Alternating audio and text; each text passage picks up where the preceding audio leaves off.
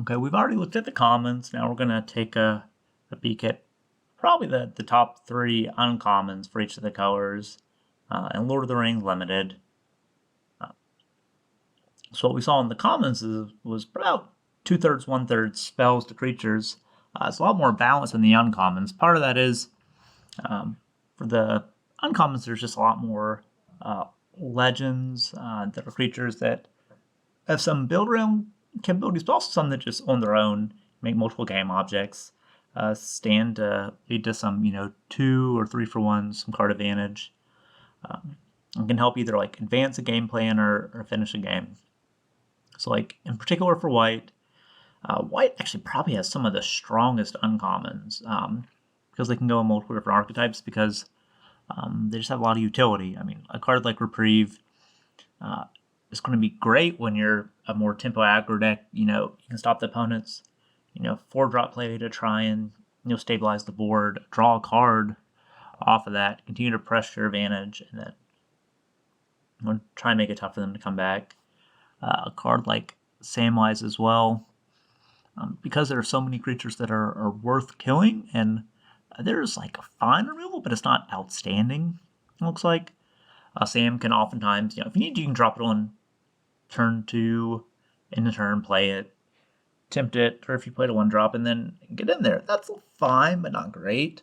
But being able to hold it up on turns 4 thereafter, get back one of your creatures that maybe was a value creature, maybe came in with a good ETB, was something that really helps advance your game plan, and just bring it back after your opponents had to deal with it, and then you get the ring to tempt you. Maybe you've already been tempted once, and now you have a looter on board. It can be really big, for any archetypes. And then build the pony. I don't think it's just a white-green card. I mean, the 2 food can be sacked, can be great against, the aggro decks to keep you alive. Can be a great ring bearer. It just does a lot. And yeah, it's 4 mana, but it's tough to kill when many of the cards are, like 3 damage to creature, or like 2 damage or -2/-2. And just really, in the games where I played it and played against it, pulled its weight. In terms of blue, like we saw in the commons, very spell focused in either like a support color and like a more aggro, white blue deck, or tempo-y, blue green deck. Even there, it's more support, trying to get you scries, find new cards. Maybe have your interaction like a Saruman's Trickery that's kind of doing like a Mystic Snake impersonation. You get a 1/1 counter any spell for 3 mana. It's pretty good. Or you can, clear the way for a more tempo, blue-green, blue-white with horses and the Brune, returning 2 creatures and getting a scry and ring tempt you. You might be able to make a creature that was able to be blocked now unblockable with the ring tempting, get your scry to maybe, if this doesn't just end the game, maybe like pump up some of your green creatures that like scry, or find a new card for the next turn to put the final blows in, and then return 2 creatures can just really open up attacks. Or on the defensive side, you maybe more spells with blue, red, blue, black. Can buy you some time, let you really try and advance your game plan without, getting run over. And then find good cards with the scry, which is nice. And then Gandalf, I think, is probably stronger than the other legendary creatures in blue, like Elrond, for example. 2/4 is tougher to kill. It can be flashed in, which is nice. Many of your spells in blue are instant, but some are sorcery, and in other colors, oftentimes they're sorcery.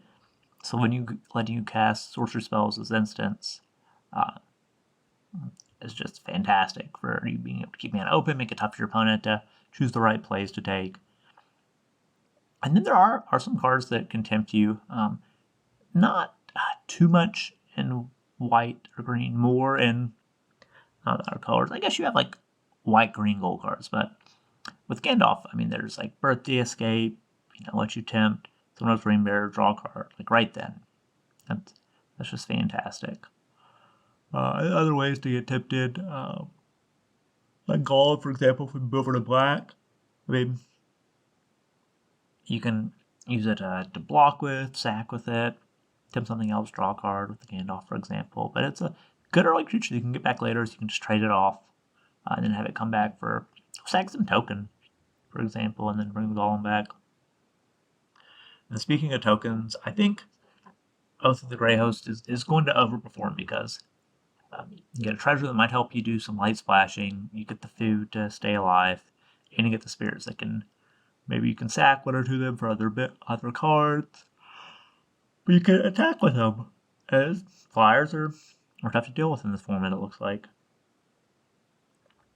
So I'm not as confident about the Golem Oath of the Grey Host as I am Bitter Downfall, but I think those could play in multiple different archetypes, aggro or grindy. And then Bitter Downfall, just instant speed 4-mana removal. They lose 2 life, which is nice. And you may potentially be able to get it on the cheap. If you're like, just bouncing off of creatures, they're legendary, you're legendary, one attacks, one blocks. Or if you found some other way to do it, like First Strike. Yeah, I think can certainly play a role. At worst, I mean, it's a single black, 4-mana instant speed, kill a creature. I think that's always going to play. For Ed, even if you aren't doing the mass thing, I think Foray of Oryx is still going to be really strong. 4-mana, 2/2 deal 2 damage to a creature. Might be able to act, like a Flame Tunkavu, Necrotal type of creature in many cases, but if it's in the Grixis colors, you might have greater than a 2/2 when you amass. You might be able to kill, a lot of creatures. And then there's just a 1/1 and a 2/2 for 3. And the steel creature may push some damage. Maybe you get to sack the creature. If you're fortunate, but there's not as much steel and sack really going on in this set, it seems like. But even so, you can just, put this in, a more aggressive red-white deck or red-black deck. Steel creature, pressure advantage by attacking. Maybe just buys you some time in red-green or puts a couple bodies out there. I think this one's still going to play out for game objects. And there's some aggro red cards. I chose Aemir rather than the 4-drop that pumps your creatures when a soldier comes into play. Because this has haste, it's a 4-drop, it's probably going to bring a 1/1 with it.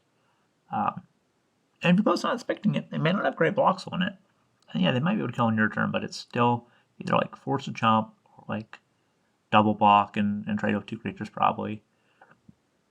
And 1/1's not coming in attacking, which is actually probably good because you want it back for blocks potentially.